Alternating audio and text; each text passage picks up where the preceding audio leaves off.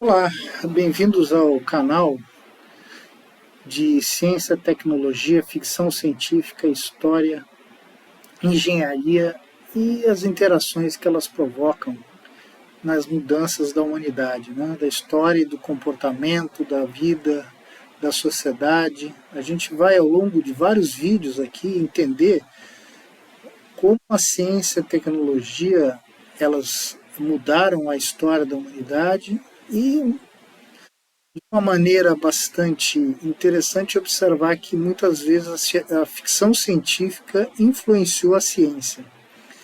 E esse é o tema do nosso primeiro vídeo, né? O nosso primeiro vídeo vai falar exatamente sobre essa questão de como a ciência foi influenciada pela ficção científica e levou a uma transformação total e completa da nossa sociedade. Eu vou começar falando aqui de ficção científica muito conhecido, que é o Herbert George Wells, ou H.G. Wells, ou H.G. Wells. Né? H.G. Wells, ele foi, né, um autor de ficção científica muito prolixo, escreveu vários livros,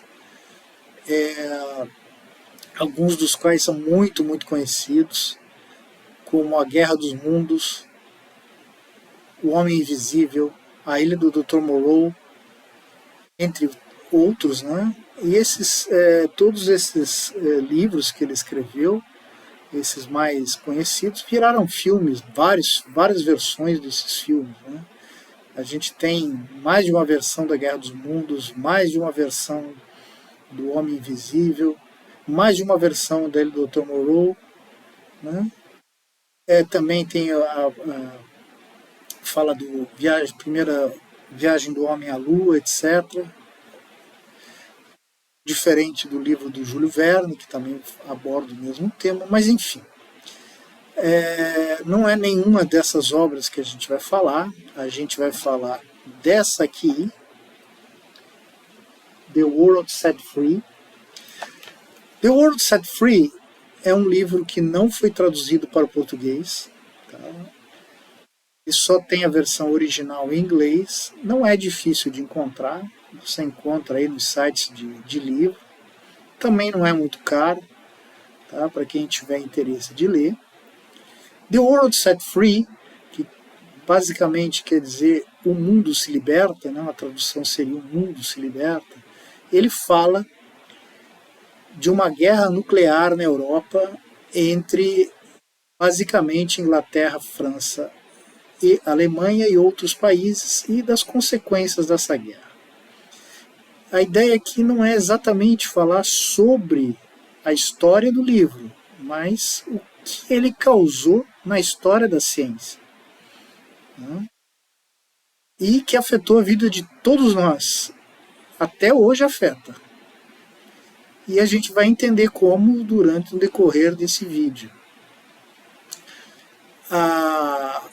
O livro é escrito em inglês, o H.G. Wells é um autor inglês, né? Ele escreve numa linguagem estilo reportagem, de final do século XIX, início do século XX. Não é uma leitura, eu diria, fácil, mas também não é uma leitura difícil como literatura inglesa. Vale a pena ler para quem tem interesse e gosta desses assuntos. A coisa mais surpreendente, né, é que esse livro foi escrito antes da Primeira Guerra Mundial. Ele foi escrito em 1913, foi lançado no final de 13, início de 14, ou seja, antes de iniciar a Primeira Guerra Mundial. Certo? Nessa época, mal se conhecia o conceito de radiação. Os primeiros estudos de radiação de Röntgen no raio-x, né, no final do século XIX, e a descoberta da radiação pelo casal Pierre e Marie Curie e seu aluno Henri Becquerel, eles eram muito incipientes no início do século XIX. Então você imagina que não tinha 10 anos dessas descobertas, desse início da descoberta do átomo, modelo atômico, etc. e tal, e início do entendimento do que era a radiação.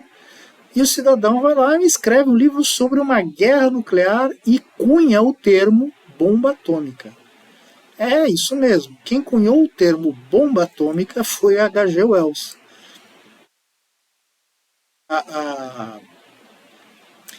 A bomba atômica, assim, conceitualmente, já existia na ficção, na imaginação de H.G. Wells, muito antes de ser possível entender como seria viável fazer uma bomba atômica. Para a gente chegar na bomba atômica, a gente precisa passar por uma partícula subatômica chamada nêutron.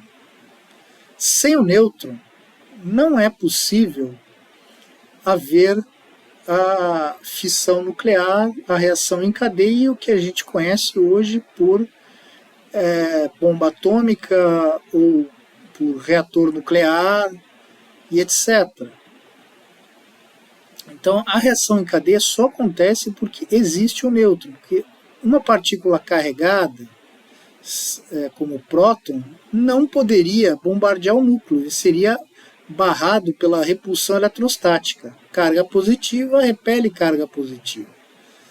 Só a partir da descoberta do nêutron é que foi possível imaginar que seria viável bombardear um núcleo.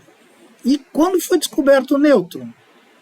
O nêutron só foi descoberto pelo cientista inglês James Chadwick em 1932. Então veja bem, vamos nas escalas do tempo. 1913, 1932, 20 anos depois. É muito interessante também que essa guerra nuclear se passa nos anos 50. Então ele estava lá em 1913 falando de uma eventual guerra nuclear em 1900, nos anos 50, se não me engano, 54, que ele descreve a guerra nuclear. Bom, em 1954 é possível haver uma guerra nuclear e quase houve mesmo. Né? Então, observa que a ficção, a imaginação, ela chegou muito antes da realidade. Né? Mas não de uma maneira desconexa, difusa, de uma maneira realista, ou seja, as coisas que ele mencionou eram todas possíveis. Ele fala nas máquinas voadoras, bombardeio. Em 1913, o avião mal tinha começado a ser utilizado, era um brinquedo. Ninguém pensava em bombardeio aéreo, isso não passava pela cabeça de ninguém em 1913. Essas coisas começaram a virar realidade no decorrer da Primeira Guerra Mundial. O avião como arma de guerra só foi utilizado basicamente em 1916, 17. Ou seja, tudo que ele descreve no livro está muito, muito à frente do seu tempo, porém com algo de realidade. Algo de fantasia também. As máquinas voadoras do livro de H.G. Wells eram movidas a energia nuclear. Mas, como eu falei no início, não nos interessa muito a história do Wells. Tá? Não é esse o ponto. Quem quiser ler o livro, é fácil, vai lá, compra, lê. E tem Kindle, não é muito difícil de obter. Kindle e outros aplicativos aí eletrônicos, não é só em papel. Né? Bem, esse livro, né, ele acabou por influenciar um outro cientista, um cientista húngaro chamado Leo Szilard.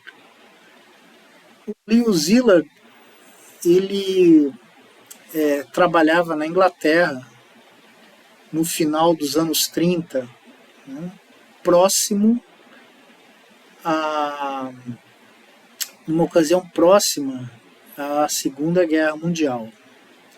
E o Leo Szilard leu esse livro, né, o H.G. Wells, e ficou muito impressionado.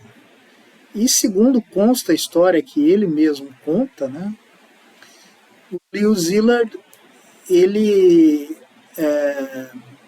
após a leitura e o contato com o livro, ele tem a ideia da reação em cadeia e propõe a fissão nuclear e faz até uma patente no primeiro reator nuclear e chega até a esboçar aplicações militares. Mais ou menos na mesma época, né, final dos anos 30, estava fervilhando na Alemanha as ideias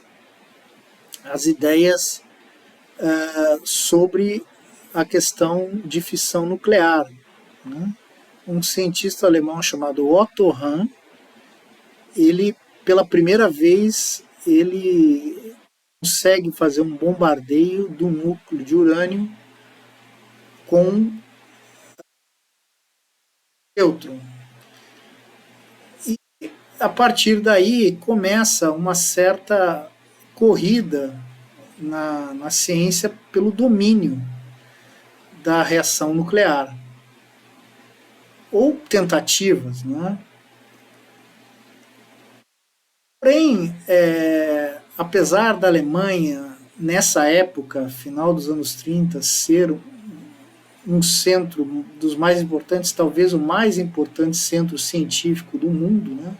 O famoso Instituto Kaiser Wilhelm, local inclusive que o Einstein deu aula, trabalhou no Kaiser Wilhelm, inclusive durante a Primeira Guerra Mundial, apesar de ser pacifista e nunca participou de nenhuma, absolutamente nenhuma invenção ou estudo sobre guerra. Ele se recusava terminantemente, né? E hoje todo mundo sabe que ele estava absolutamente certo. Na época ele foi uma pessoa até perseguida, não pela questão judaica, mas perseguida por ser pacifista. Tá? A gente em outro vídeo pode falar extensamente sobre essas questões aí.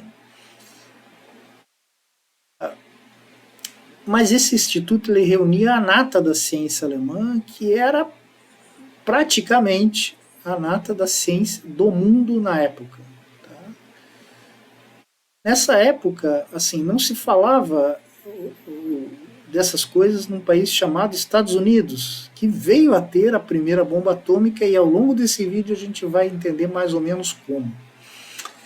Todas essas questões relacionadas à descoberta, as tentativas, né, da Alemanha de desenvolvimento da bomba atômica, elas podem ser encontradas num livro chamado Os Cientistas de Hitler, de um autor inglês chamado John Cornwell.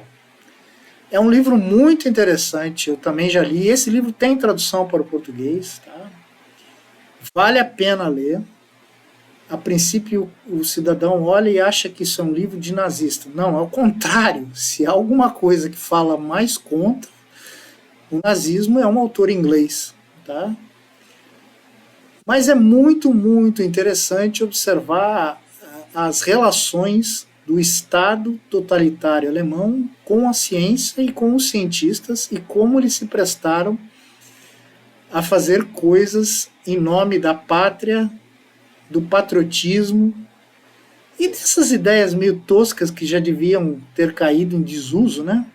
Pátria, patriotismo e outras abobrinhas, né? Que eu nem gostaria de falar muito disso, talvez um dia eu fale, né? Já deveriam ter caído em desuso há muito tempo.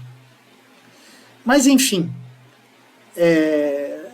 eu recomendo a leitura também do livro Os Cientistas de Hitler. Mas voltando ao nosso objetivo principal, e lembrando, né,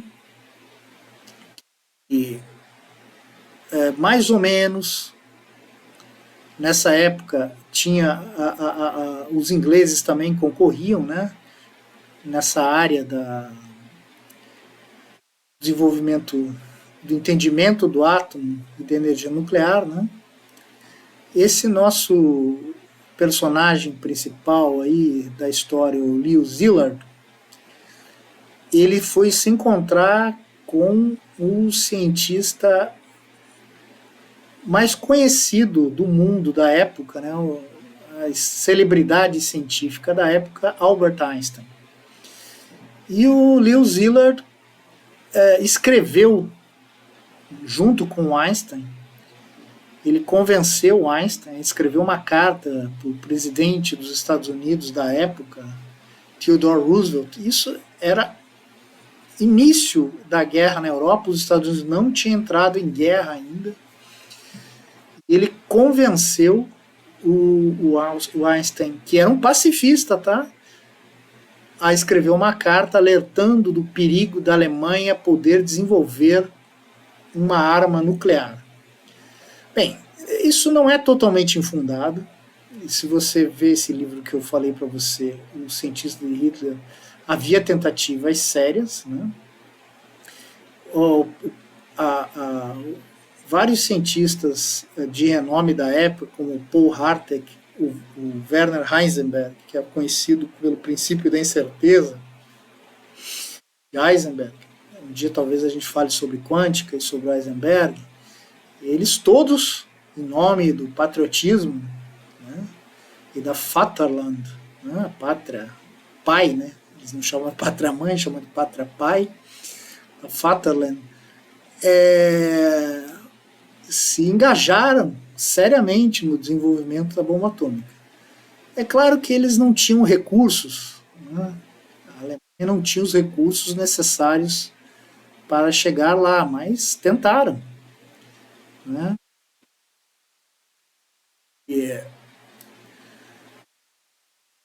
Alguns falam, porque a Alemanha não tinha acesso ao urânio. Isso não é verdade, né? Uma parte importante das reservas de urânio conhecidas na época estava na Tchecoslováquia. E quem se lembra, né, da história, a Alemanha primeiro anexou a região dos Sudetos, que era uma região que eles anexaram com a desculpa que era uma região populada por pessoas de origem alemã que falavam alemão, e em seguida ele mordeu a Tchecoslováquia inteira. Quando ele mordeu a Tchecoslováquia, ele mordeu as reservas de urânio europeias mais importantes da época. Então, tinha urânio na Alemanha disponível para fazer bomba atômica. Olha só como as coisas são e como é distorcido. Na América, pessoal, porque os Estados Unidos tinham as reservas de urânio. Não é verdade também. As reservas de urânio que foram utilizadas no projeto Manhattan, autorizado pelo presidente Theodore Roosevelt, influenciado pela carta de Einstein, escrita em conjunto com Leo Szilard, que leu a guerra atômica no livro de H.G. Wells. Olha como as coisas são.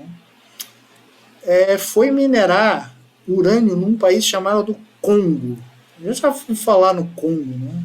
A gente vai falar ainda num vídeo sobre o Congo, mas por outras razões, não por causa do urânio. Mas basicamente o urânio da bomba atômica, ele saiu do Congo. Então tem muitas coisas que você vai acabar ouvindo e que não tem ressonância real sobre a realidade dos fatos. Bem, eu não vou me alongar muito mais nesse vídeo, por ser o meu primeiro vídeo do YouTube. Eu pretendo postar muitos outros, tá? Ao longo dos próximos dias. Tem várias coisas sobre as quais eu gostaria de conversar, tá? Que não são segredo, como essa história do Leo Szilard não é segredo para ninguém, é algo conhecido. Foi até alvo de programas da National Geographic. mas eu acredito que pouca gente no nosso país tem acesso a esses tipos de programação mais educativa, né? Ou se interessa. Mas talvez, né? Se interessasse mais se soubesse da fofoca científica, né? Que a fofoca, qual é a fofoca científica? Que um cientista que influenciou na construção da bomba atômica se baseou num livro de ficção científica escrito por um autor inglês no início do século XX. Isso é bastante interessante para a gente refletir, né?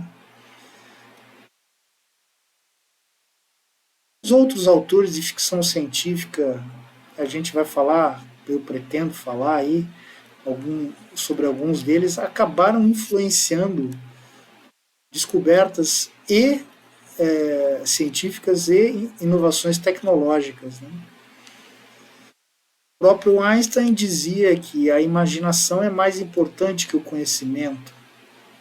De uma certa forma, eu concordo plenamente com Einstein. Né? Apesar do Einstein ter várias questões, o Einstein não é um cara tão gente boa assim. Né? Ele tinha vários problemas pessoais, tá? Como todos nós, graças a Deus, né? Graças a Deus o Einstein não era perfeito. Eu sou um grande fã do Einstein por outras razões. Mas a vida pessoal dele era um pouco confusa. Né? Não mais do que a minha, talvez. Mas,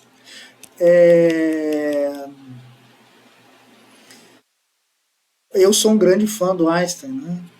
Enfim, onde eu queria chegar com essa história toda, né, é que a gente pretende explorar esse viés, tá?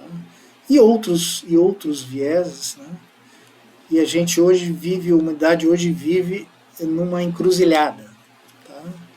A gente está numa encruzilhada entre tecnologia, ambiente e sobrevivência. Todo mundo tem uma certa consciência disso. As decisões que foram tomadas e que estão sendo tomadas irão influenciar o destino das pessoas que ainda irão nascer. Assim como as decisões das pessoas, né, como nos anos 30, influenciaram a nossa vida até hoje. Até o momento, eu não sou detrator do Lewis Hiller, não, tá? Não pensem isso. Eu acho que ele tomou decisões de acordo com a época, os medos da época. O nazismo era um perigo real. As ideias alemãs sobre a utilização da ciência para a guerra existem desde a Primeira Guerra Mundial. A gente vai falar sobre isso também, eu pretendo falar sobre isso. Tá? O medo era real. O medo de Hitler ter um artefato nuclear era real.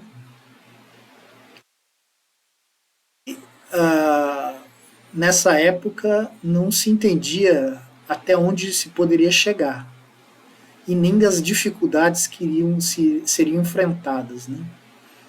Talvez eu fale aqui, eu vou falar assim um dia sobre o Projeto Manhattan, sobre o Robert Oppenheimer, as grandes dificuldades do Projeto Manhattan, foram muitas dificuldades, tá? E ele durou praticamente a guerra inteira. Quando o resultado do Projeto Manhattan foi obtido, a Alemanha já estava derrotada. Enfim, espero que vocês tenham curtido, gostado aí da nossa primeira tentativa de fazer um vídeo. Talvez não tenha ficado muito bom. Eu espero não ter sido prolixo demais. Tá? E deixe seu like, seu hate, seu comentário se quiser. E obrigado por ter assistido.